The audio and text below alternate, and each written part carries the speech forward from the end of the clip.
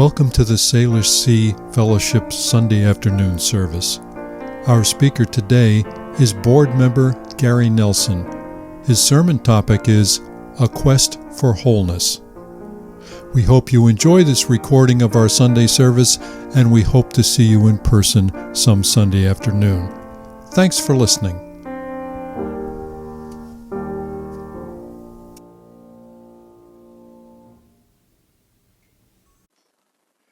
Okay, our offering today will be taken for the benefit of the National Alliance on Mental Illness. Some of you know it as NAMI, and they're of Jefferson County, our own Elaine Nelson. Oh, there's Elaine. Hi, Elaine. Prescribed over NAMI as president, I believe, for a number of years, and we'll tell you more about it right before the offering today. During the offering, I know it gets confusing, but we are contributing to nonprofits. And if you put money in the collection plate intended for the fellowship, please make sure your check is labeled as such for place cash in one of the envelopes along with your name and the word pledge so that we can credit you. Next Sunday, we have our usual potluck, 5 p.m., doors open at 4:30. It's also Mother's Day, so we can tell our dear maternal spouses, hey, I'm taking you out to dinner tonight. I think you can do it before next Sunday evening. Also, our little breakfast club meetings continue every Wednesday at 9:30 at the Bayview Restaurant. Everyone welcome. This week, unfortunately, Karen will be in Japan. So that Sarah Hall will be hosting the event, and she'd like to have you let her know if you plan to attend, just so she'll know how many will be there. Sarah's here today, so you don't have to look up her phone number. She's in the back. So there is one last ALPS program starting this week.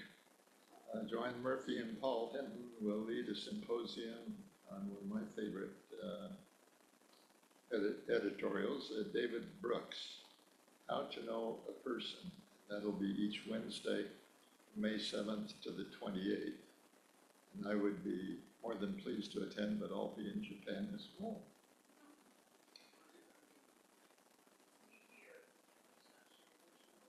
Yeah, it'll depend on the number of people, but there's a number of rooms in back. One's called the library, one's the piano room.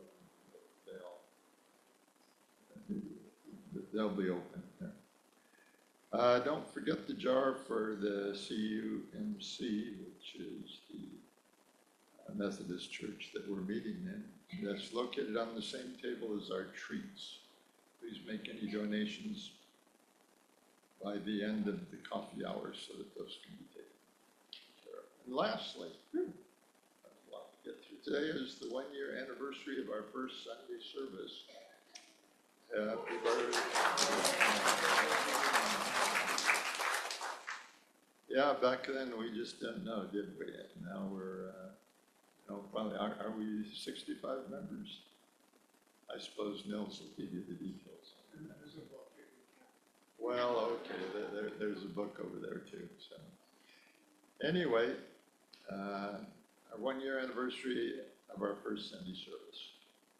So happy birthday to us. To mark the occasion, not only do we have cake and some sparkly, thanks to Joanne and Paul, but our new membership book is here. We're supposed to point to the book over here. Many thanks to the calligrapher, Joan Green, for helping us out. All members are cordially invited to come up and sign the book by their name after the service. For that, let's continue. Thank you.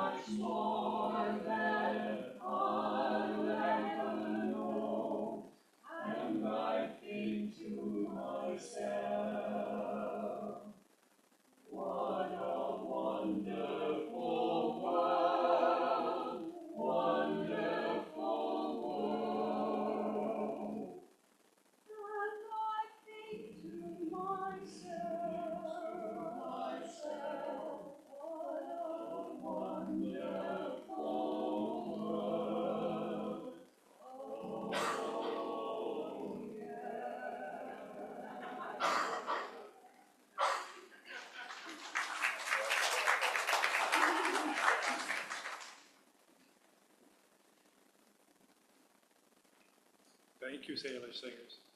You hearing me okay? Good. Good afternoon and welcome to the Salish Sea Fellowship. We're a religious community of free faith, open minds, and open hearts that embraces the traditional principles of Unitarianism and Universalism. My name is Nils Peterson and I'm your pulpit assistant today.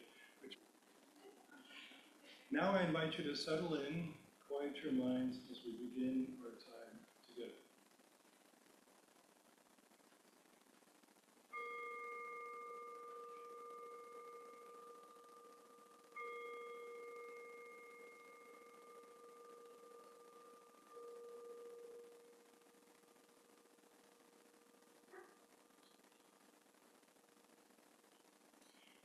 Dan, if you would like the chalice. I like the chalice with these words. It matters which side we choose. Even if there will never be more light than darkness, I don't turn toward the light because it means someday I'll win some sort of cosmic game. I turn toward it because it is the light. Those words were spoken by Jedi Master Qui-Gon Jinn in the Star Wars saga. May the Force be with us on this May 4th, our first anniversary. So as we begin our service on this Star Wars day, let's keep in mind the wisdom of Master Yoda. Fear is the path to the dark side. Fear leads to anger. Anger leads to hate. Hate leads to suffering. If we find ourselves in a dark place, a little more knowledge will light our way, and you will know the good from the bad when you are calm and at peace. And sort of more in the style of Yoda, if no mistake you have made, losing you are, a different game you should play. Let's begin our exploration today by joining the Salish singers in the hymn, We Would Be One. You'll find the words in your order of service.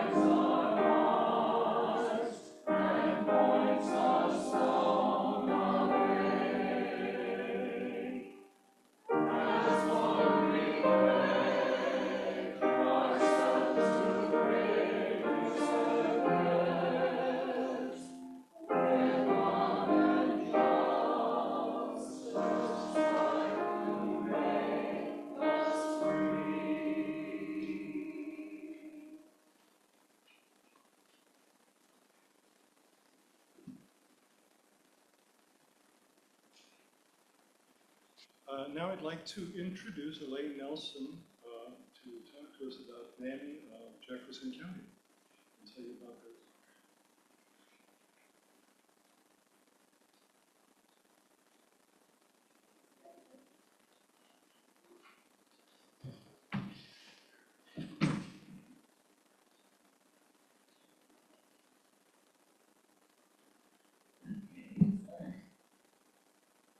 Well, good afternoon.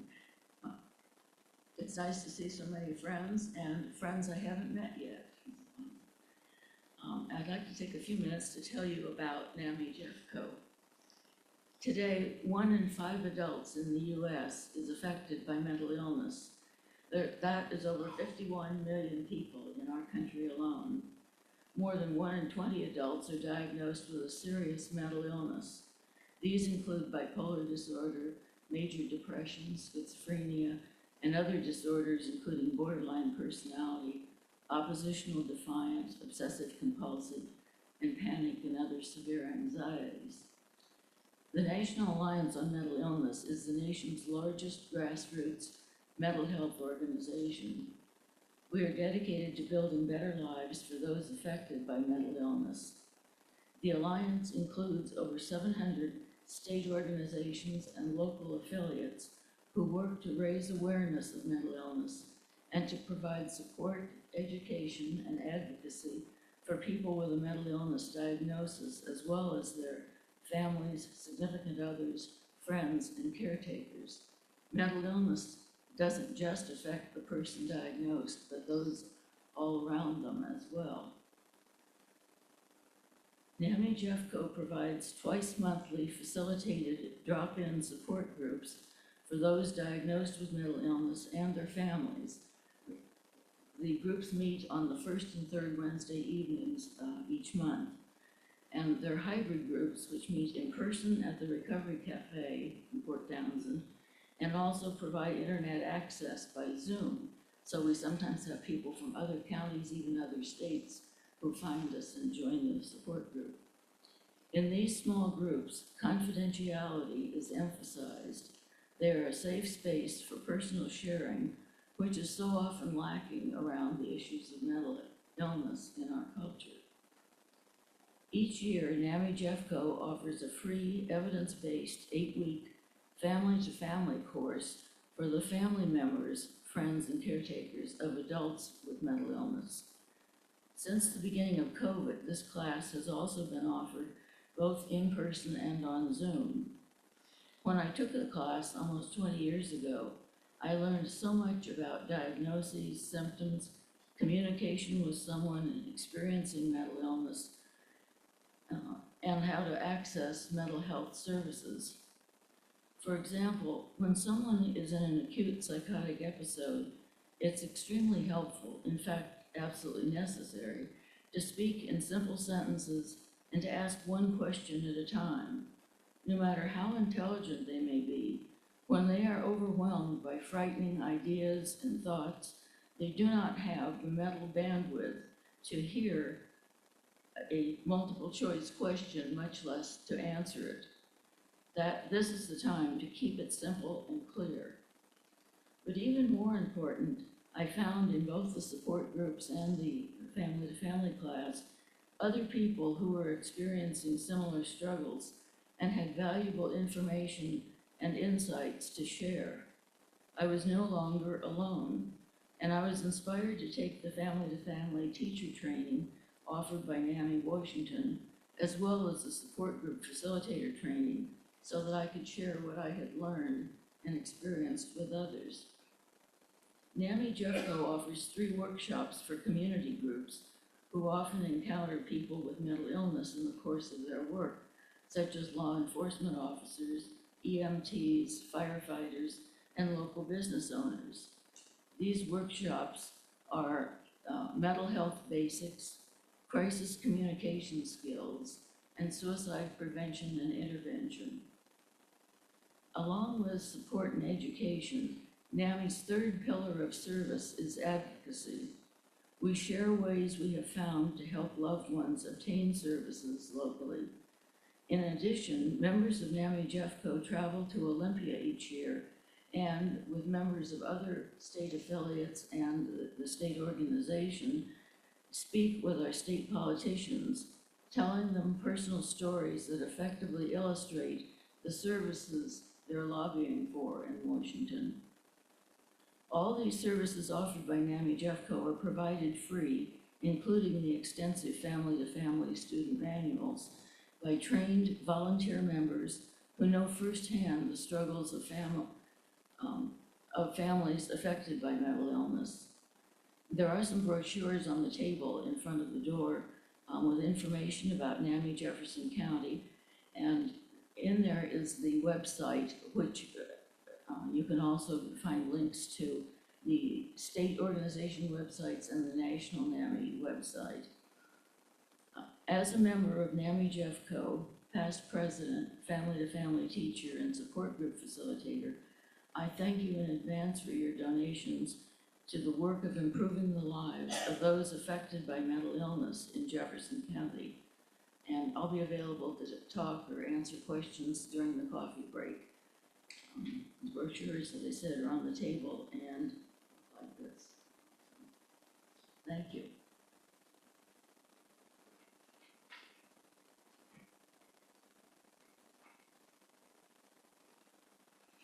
Thanks, Elaine. Our ushers are now going to come among you while we listen to the Salish singers and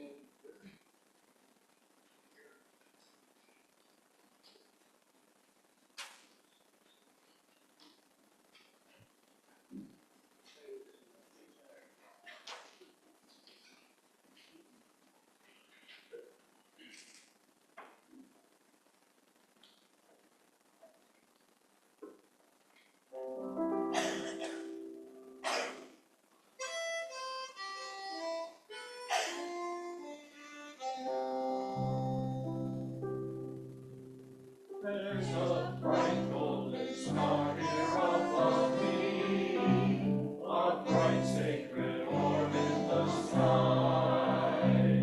I feel I am one with the cosmos inside. The universe lives in us all. Oh, what a beautiful morning! Oh, what a beautiful day! I got a beautiful feeling. Everything's going my way. All the life I can see here before me, entangles with life we can see. I know life's all one with the cosmos and sun. The universe lives in us all. Oh, what a beautiful morning! Oh, what a beautiful day! I got a beautiful feeling. Everything's going my way. All the sounds of the earth are like music. The cosmos is singing her song. She sings sweet and low. If you listen, you'll know that the universe lives in us all. Oh, what a beautiful morning! Oh, what a beautiful day! I got a beautiful feeling. Everything's going my, everything's going my, everything's going my way.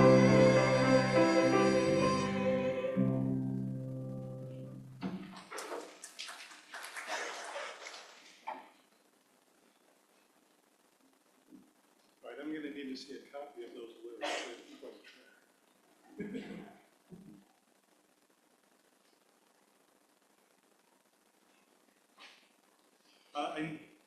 I know it's not in the order of service, but Gary has a reading, and before Gary does the reading, before the special music, I want to do a quick introduction of Gary. So Gary says that the Salish Fellowship is his first startup religion.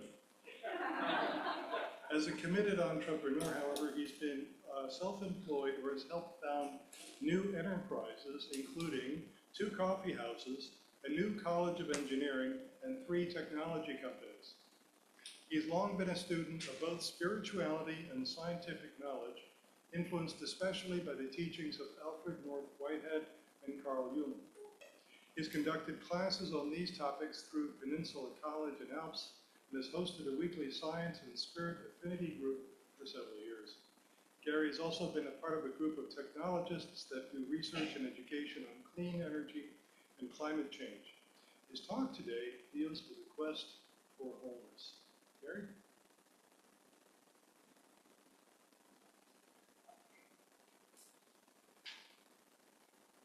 I won't need the music. Try this. Yeah, I've been getting high for years.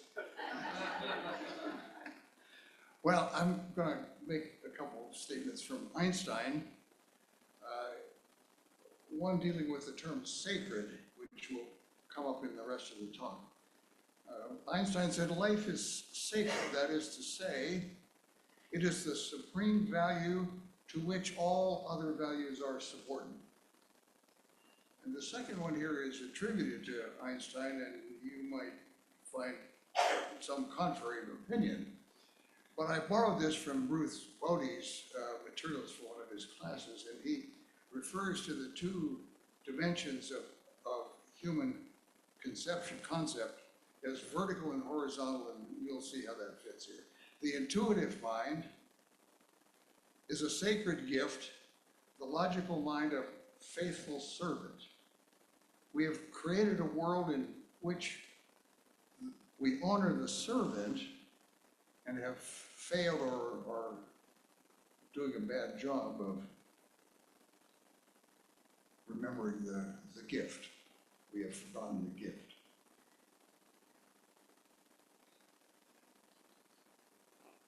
The main topic today is a quest for wholeness. We'll see what that entails, but I'm going to read a quote from Thich Nhat Hanh. In a world where pronouns are important, I am going to substitute the word she or her for it. He uses the word it for the universe being sacred, and I think my automobile is an it. It needs an oil change. So I'm going to use she and her, so here we go. The world is not a problem to be solved. She is a living being to which we all belong. She is part of our own self, and we are part of her suffering wholeness. Until we go to the heart of our image of separateness, there can be no healing. And the deepest part of our separateness from creation, comes from our forgetfulness of her sacred nature, which is our own sacred nature. So, thank you. We'll go on.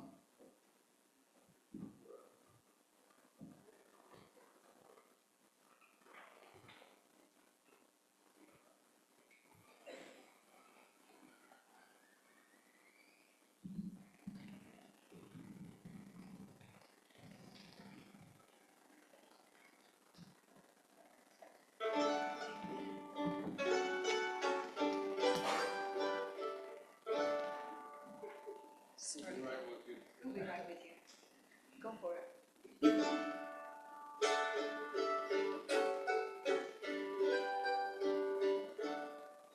Silently the morning mist is lying on the water, captive moonlight waiting for the dawn.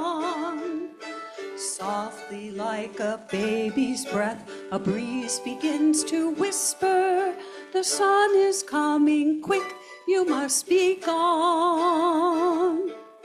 Smiling like a superstar, the morning comes in singing the promise of another sunny day. and all the flowers open up to gather in the sunshine. I do believe that summer's here to stay. And oh, I love the life within me. I feel a part of everything I see. And oh, I love the life around me. A part of everything is here in me.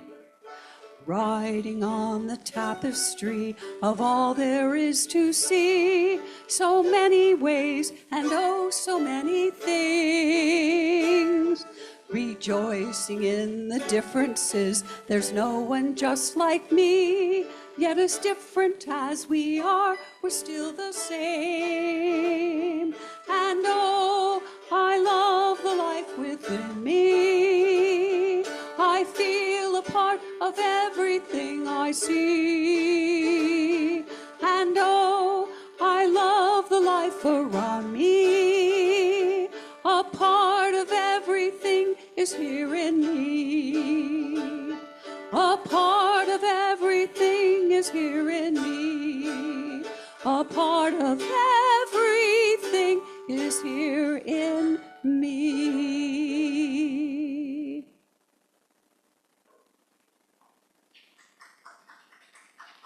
Thanks, Mom.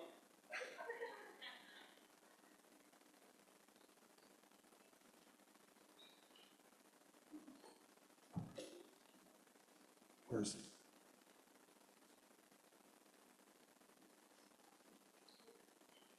Okay. Well, let me put this back together. So are we on? A quest for wholeness. The question might be who, for whom? Is that wholeness for me or for you or for all of us together? We'll explore that and perhaps have something of an answer by the end. I like that music because it conveys this notion of wholeness. Oh, I love the life within me. I feel a part of everything I see. And the other tune there, this customized version of Oh, What a Beautiful Morning, also the ending verse was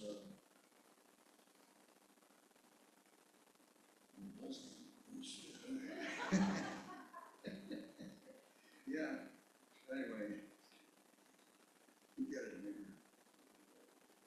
But anyway, to review, Thich Nhat Hanh says the world is not a problem to be solved. She is a living being to whom we belong. We are part of her being.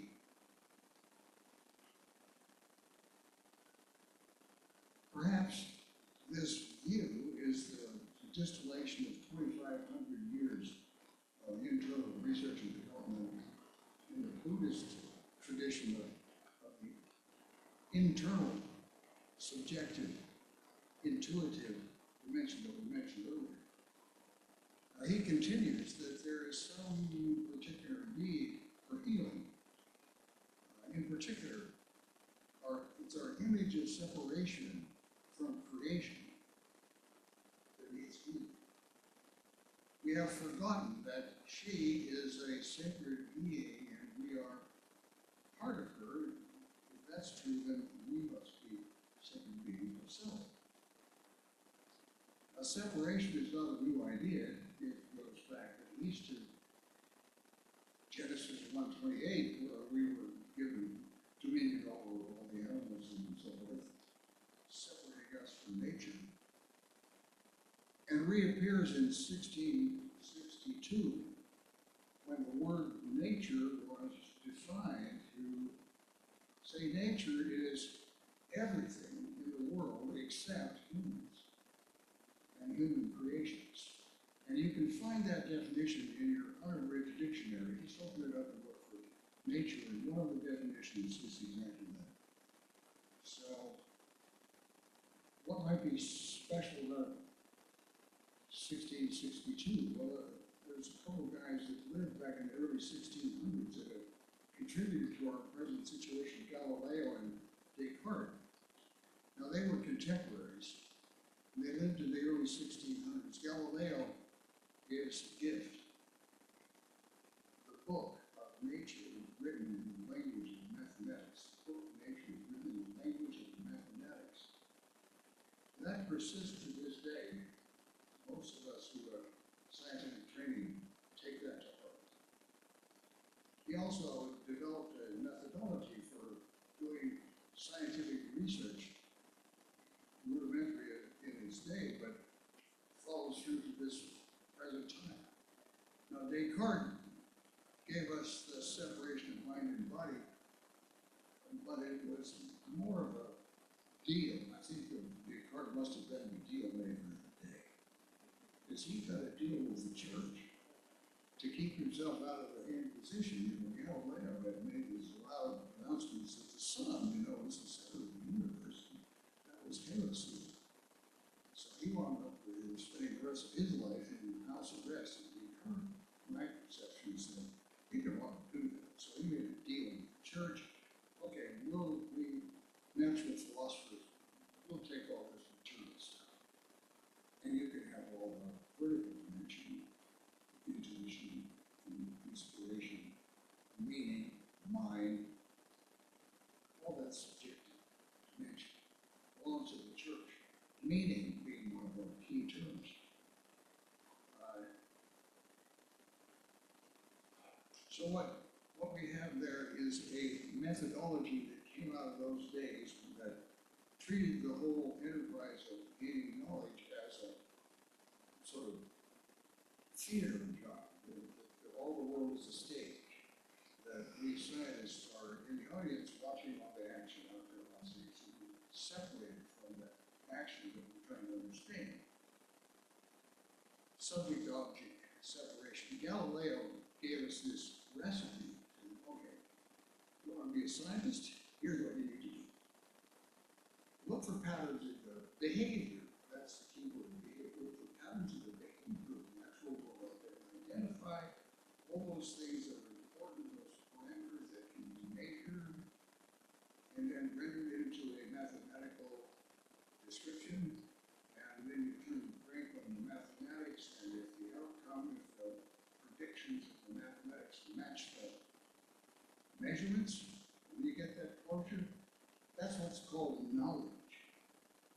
To this day, that is the definition of knowledge when it's done in science and engineering. And, I've done this many times myself, where you go through that process, and when you get that closure, ooh, that really feels good. It's like, ooh, I got that little dopamine hit, back for more of this. So, it's not just a logical enterprise, though. Pursuing physics and math and science, engineering, also has that dopamine dimension. But when we're done, we always have a map of what's going on out there. A map. Now you might remember Stephen Wright. He said, I went on vacation for a whole month, spent the entire time folding up the map. It was full size. The humor there is that, we know that we can't have a full-size map. It's like very useful, it's a tool. But there are people in the enterprise today that say, mathematics is reality. You have at least one person that says, actually, no, the whole universe is in mathematics. That's all there is mathematics. You're not going to bring that map that way with the mind.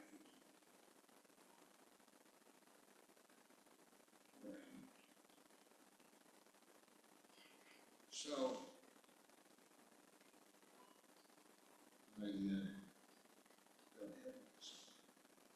so as a current theory reductionist, materialist, atheist, that's me. That's the game I've played for years. There's a little challenge to go beyond that, and that's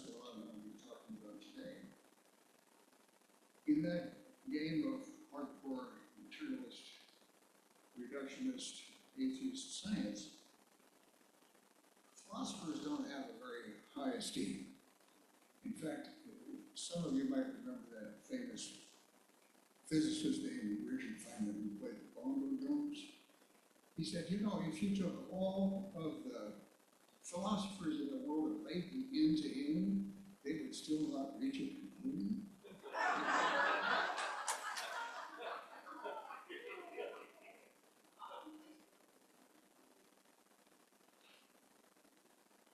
But as I perceive, a new worldview is emerging. That's where I think we are. When I was a youngster, back in the 50s, we had a copy of Thomas Paine's Age of Reason in the house. That was the Bible. And everybody believed that reason was the province of just we humans. Those animals down there, they had instincts. They didn't have reason or intelligence. The servant didn't have intelligence. We had intelligence. We had reason. We didn't have instincts. But slowly this business is changing. The sentience and the intelligence of animals is becoming more prevalent. For example, some years ago, PBS, I don't know if you can keep it in mind, PBS gave us the gift of a series called Animal Intelligence. And one particular astounding example was hosted by Alan Alda. He had a trainer and a little black and white Australian Shepherd dog, you know, was so enthusiastic. This dog had learned to identify 1,000 separate individual stuffed toys by name. Go get so and so.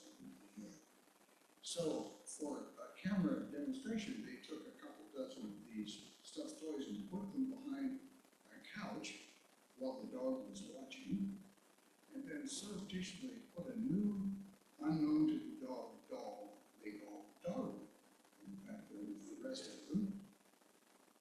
The trainer says, "Go get Darwin." The dog enthusiastically runs behind the couch and comes back with nothing. "Go get Darwin," second time, comes back with nothing. I'm not sure it was the third or the fourth iteration of that process. That dog came back with Darwin. Now you think about what that implies. This is intuitive thinking, intuitive reasoning. He went back there and looked at those animals. I know the names of all these, but I don't know the names of that one. If you ask me to bring something back in the name, I don't know. It must be that one. So that's intuitive, that influential reasoning is important, and it'll come back into the discussion a little later. So that is our Go Get Darwin story, but that's just the beginning. We now have research, serious research with serious scientists dealing with the intelligence of plants. Plants are just hot in the past. Plants are now discovered, actually, they're pretty intelligent. Well, they don't have a brain, but the whole plant functions as a brain.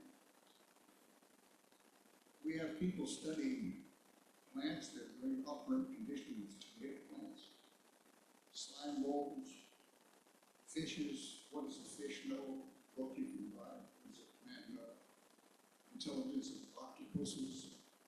That's the good pronunciation. Took me a while. A bacteriologist from University of Chicago wrote a paper. I've got it somewhere in the file. Subtitle is "Bacteria may be small, but they're not stupid. We should treat them as sentient beings." There was a researcher from University of Tel Aviv who studied bacterial colonies, looked at the chemical communication among all the individuals in the colony. You know, there's chemicals that look like words, and they put them together in combination. It must be a syntax. The syntax conveys a semantic meaning that gets the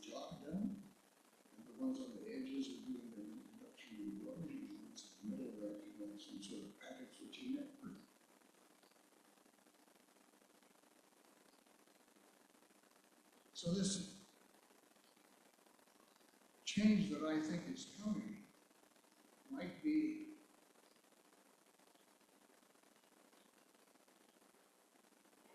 based on a philosophy that comes from Alfred North Whitehead, process philosophy.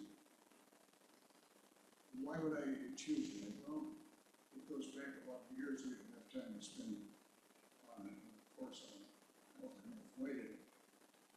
But to take away would be, here's a guy who is one of the most competent mathematicians we've had. And we could talk about that in detail, but let's say he created a philosophy here based on logic and mathematics, but it's the most holistic of the various philosophies that you could encounter. He has room in his perspective for religious experience and meaning and so on. So it is a holistic perspective. It's an organic philosophy. The title of his work is called A Speculative Philosophy of Organism. He views the universe as a living entity where he has brought Descartes' mind and body problem together, where every aspect of the universe, which is not objects but processes and events, every process and event that comprises the universe is reacting to every other part of the universe that is based on relationships. These relationships at every level entail both mind and matter, mental poles, as what he calls it in physics. So what we've been doing in our scientific history, at least would be that what we've been doing in our scientific enterprise is studying the physical side of this without recognizing that there is an interior. You don't have any doubt about your own interior. I have an interior, but it sure feels like it. The dog there certainly looks like it has an interior. So what about the universe? And there's an argument to be made there that there really is an interior. We might get into that at a future date.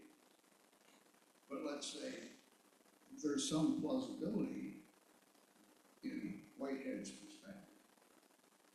So what he brings us is what you might envision as a stack of Russian dolls that not consciousness, agency, cognition, intelligence, hierarchically arranged so that at this level, there are little societies of intelligent entities that self-organize into the next level up. What we would call today emergence, emerges into a new level, and it's more complex than what was down here. This has properties that aren't part of the lower level, and that goes down. And Whitehead's perspective is that he doesn't offer us any bottom layer. Maybe it's quarks. You can imagine quarks inside the program playing games and throwing gluons around. It's a little game where the three quarks get together. Well, I don't know, I haven't been there, but that's a possibility. So there's no proof here, but it's at least plausible that Whitehead has something to offer us. What's he trying to offer us is that the premise here is that if Thich Nhat Hanh has anything to offer us, it's that intuitive sense that the universe is not just a dead thing, it's actually in some sense or another, it's a living organism that treated as sacred. So what is Whitehead here? He said, well, I have a philosophy here that describes multiple layers and an organic description of the universe, could discover some evidence down here at the lower levels that it actually works that way, we could use this little dog's intelligence and infer upwards. Well, it works that way down here, maybe it works that way up. So it's any plausible work to me that you can find out there? Well, probably the most astounding bit of science that I've seen happening today is happening in Tufts University by a researcher named Michael Levin. And his research program is called TAME, Technological Approach to Mind Everywhere. Mind Everywhere. And he's serious about this. He's a real scientist. He's not a philosopher. You know where the philosopher is. What's he doing? Well, for one thing, he is extremely well acquainted with the work of Whitehead. So this notion of mind everywhere doesn't just come out of nowhere. It is at least well acquainted with one person who provides that sort of metaphysics. So he's working on this technological approach to mind everywhere, and he's viewing cognition as hierarchical. There's a nested, just like the dolls, it's nested intelligence at this level, maybe this little cell that has a very limited amount of cognition that nobody knows how to pursue minimum goals. But you get a million of them together, and they can develop a collective intelligence that might be a liver, for example. And how does the liver go out to the liver? This is where Levin offers something that I should have never heard of. He calls it bioelectricity.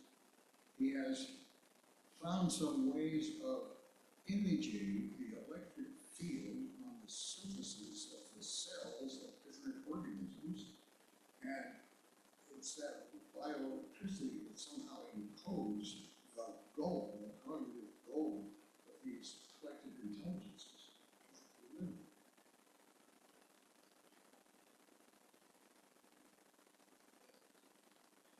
So, by way of example, not exactly anything in Levin's lab, but if we want to know something about collective intelligence, we might zoom out to Africa and look at these termite mounds. That's an example of collective intelligence at work, but there might be a million termites living in this mound 10 or 15 feet high. And they have created this thing with air conditioning and tunnels everywhere and nursery and gardens and all of that stuff. There isn't a single termite in the whole mound that knows how to build one of those. But collectively, for reasons that we don't really understand, collectively they have the intelligence to do that. And that's what our friend Levin was working on. So I don't have time to go into great detail, but let me look at 4 examples of work that's going on in his lab. One of them deals with little worms about this area.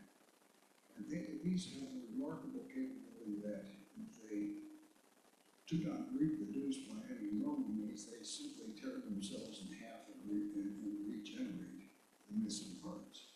So it's no crime if you just cut them in half.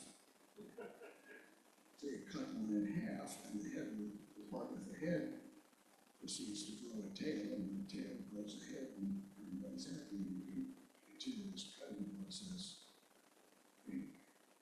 250 is the record. So, why mention this? Well, Levin has observed the bioelectric field on an intact planarian incident. What I didn't mention is he has developed some technique for imaging the bioelectric field. He can something, it's like, you know, when you put a drop of oil in the water, it makes those beautiful patterns. Or you can imagine something like that on the surface of these cells that make up animals. And with that, he can see that, well, this looks like the field that is going to create a head where one is the intact planarian. The head pattern is like this, the tail pattern is like this. Observe what's going on. Well, the part of the tail begins to generate an electric field there that looks like a head. It's going to produce a head. And likewise on the other half, there's a little bioelectric field there that's going to create a tail. So now here's the diabolic part.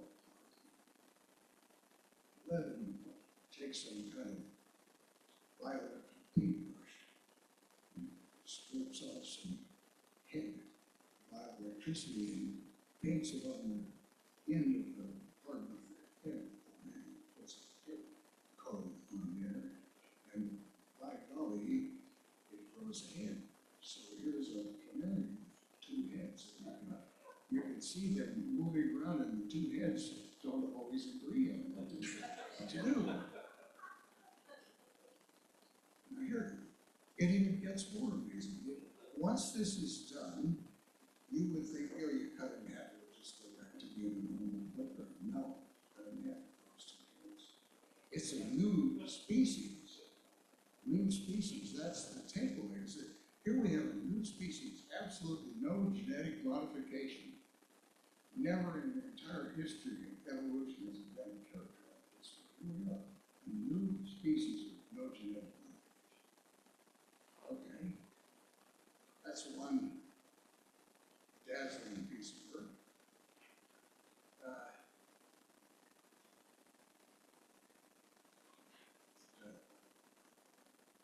A second example, he's done this project with frogs and with humans. He creates some creatures that he calls anthropods. Robots. How does he do this? He works with some folks that are doing biopsies in the hospital sometimes, and gets trachea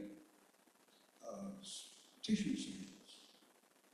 And of course, here's a trachea tissue samples, and of course it has a bioelectric field on it that says, oh, I'm sitting on a trachea. He takes these cells and puts them in a good mercury environment and lets them do their thing. And the thing is to cast off the trachea burden and regain control of cilia that gives them motility. And now they become absolutely motile little individuals that move around. And if you see a video of this, that frequently does this to the audience, see this picture. What do you think that is? It looks like something you scraped off the bottom of the pond to me. Okay. If that's the case, what do you imagine the genome will be? Probably something you scraped off the bottom of the pond. No, it's homocene. Homocene. Okay, maybe that's amazing enough, but how about this? Imagine a petri dish with a layer of human neural tissue. Take a scalpel and scrape a wound down through the middle of it and take 10 of these little anthropods and put them in the petri dish. Nowhere in particular, just around. Let them do their thing. Well, sooner or later, one of them bumps into this wound and somehow marshals all of his friends. Come on over here. And they gather up in a little clump over the wound. And several days later, look underneath it. What have you guys been doing? we're healing the wound. We can see the tissue is regenerating itself. The wound and the burnt neural tissue is regenerating because there's bonds in their job. Now, where in the history of human cells has that project ever been done? It's a completely novel, new capability.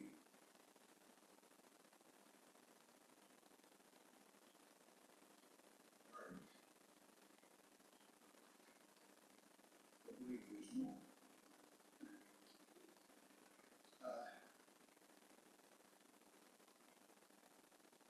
What is the third example might be dealing with cancer. Now, you can imagine, he's not doing this with humans yet, but this is his goal. Now, he's going to deal with cancer, and his statement is that I'm looking for a way to deal with cancer that does not involve children. And we'll try to communicate with these cancer cells and see if we can convince them to rejoin the community. Here's the example. Tadpole, perfectly healthy tadpole, hypodermic with some cancer genes, put the cancer genes in the tadpole. They hijack some of the local cells and disconnect them from the bioelectric field of the normal tadpole. So now they're little individuals.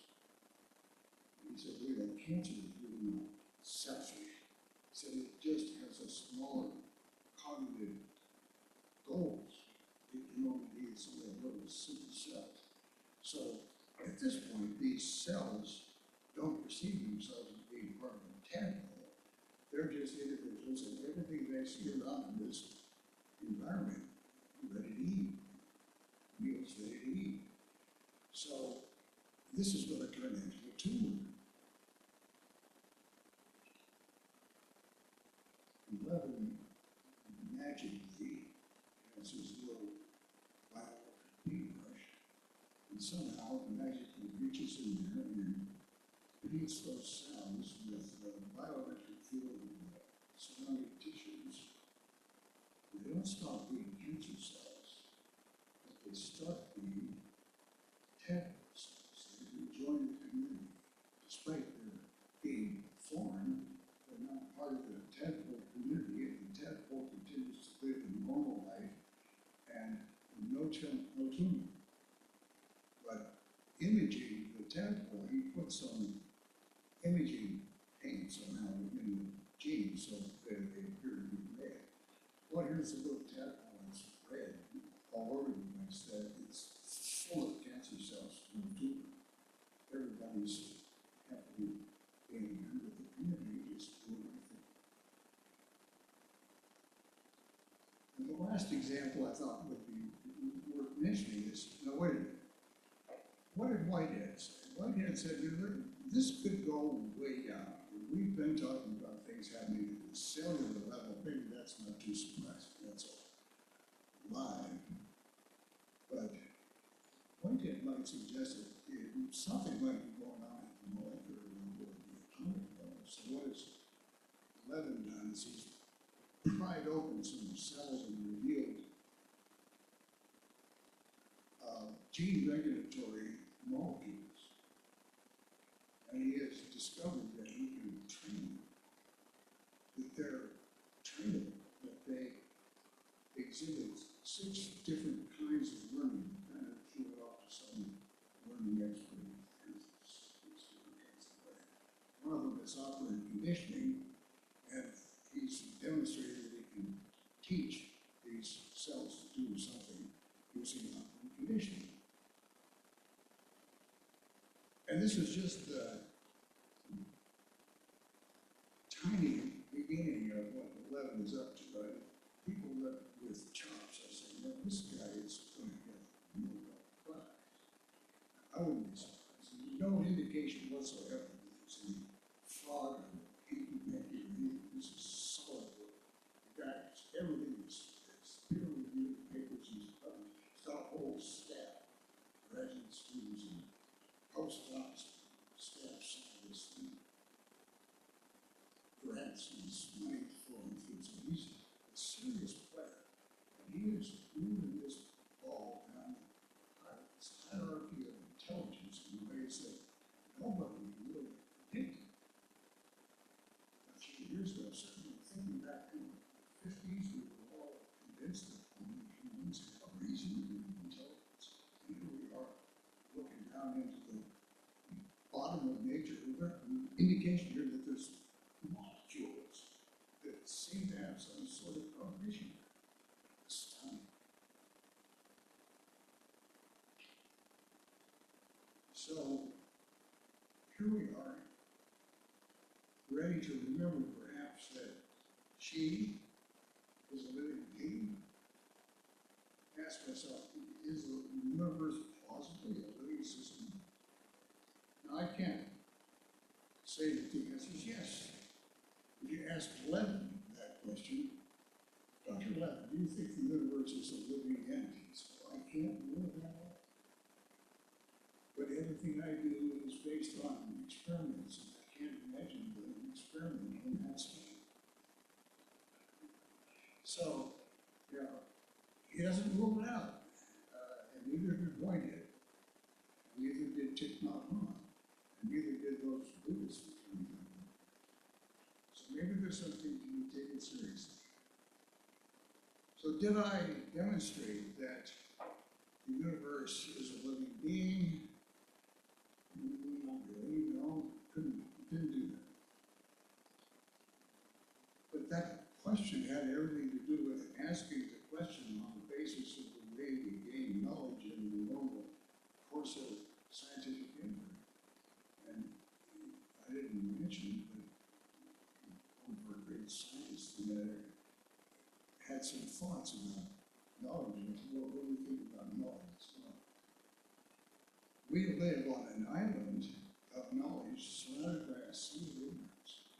And as our island of knowledge grows, simultaneously grows the shoreline of our ignorance.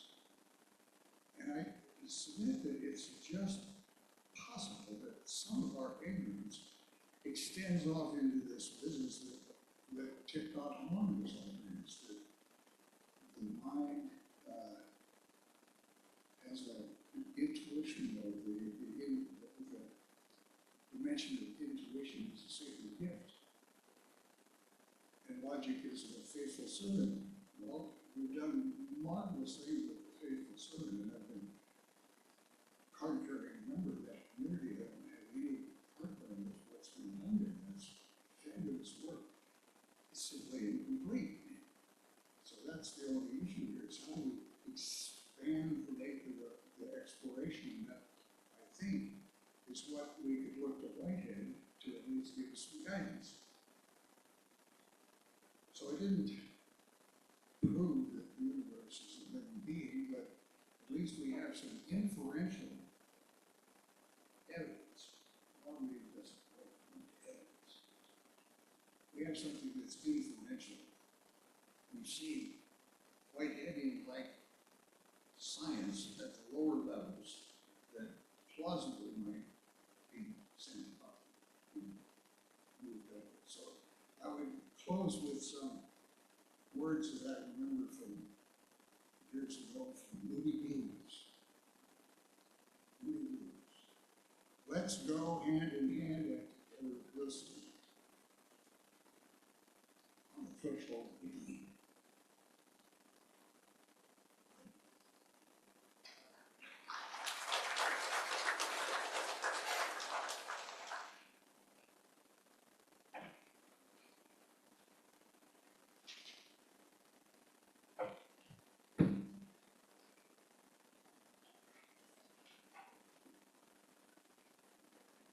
Please join us in singing "We Celebrate the Web of Life."